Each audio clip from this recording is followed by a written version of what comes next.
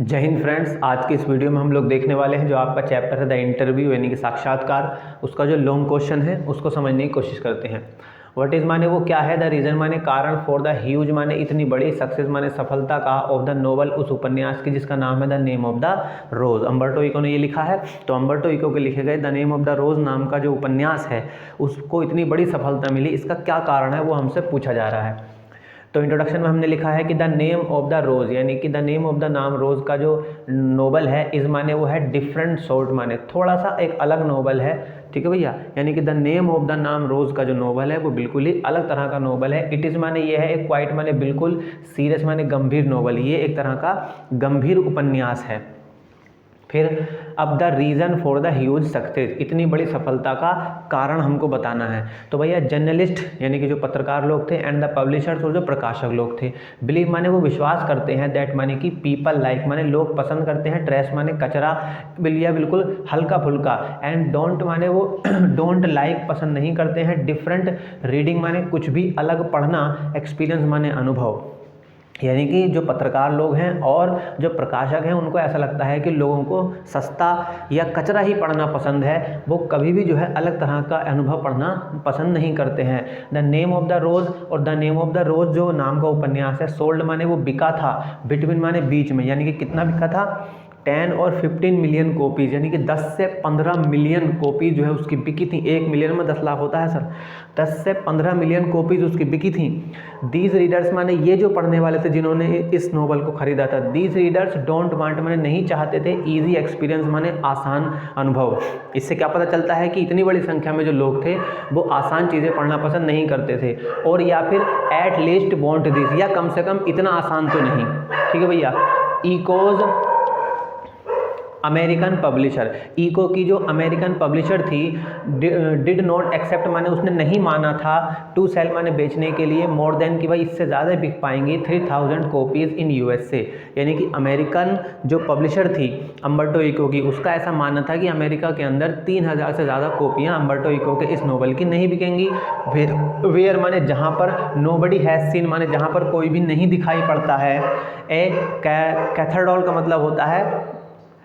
Cathedral का मतलब होता है चर्च, मतलब कि कोई भी जो है चर्च में दिखाई नहीं पड़ता है, और स्टडीज़ या पढ़ता है लैटिन भाषा को। सो माने इसलिए इको बाज गिवन, इसलिए इको को दिया गया था, एन एडवांस माने एक एडवांस पैसे, फॉर 3000 कॉपीज़, इसलिए अम्बर्टो इको को केवल 3000 कॉपियों के लिए ही एडवांस दिया गया था। तो भैया अम्बर्टो इको की जो अमेरिकन पब्लिशर थी उसको ये पता था, वो ये मानती थी कि अमेरिका के अंदर 3000 से ज़्यादा कॉपियाँ नहीं बिकेंगी, क्योंकि लोग ज़्यादा चर्च नहीं जाते हैं और ज़्यादा लैटिन भाषा को वो समझते नहीं थे, क्योंकि अम्बर्टो वो लैटिन भाषा में लिखते थे, तो हद से हद 3000 कॉपियाँ बिक जाएंगी।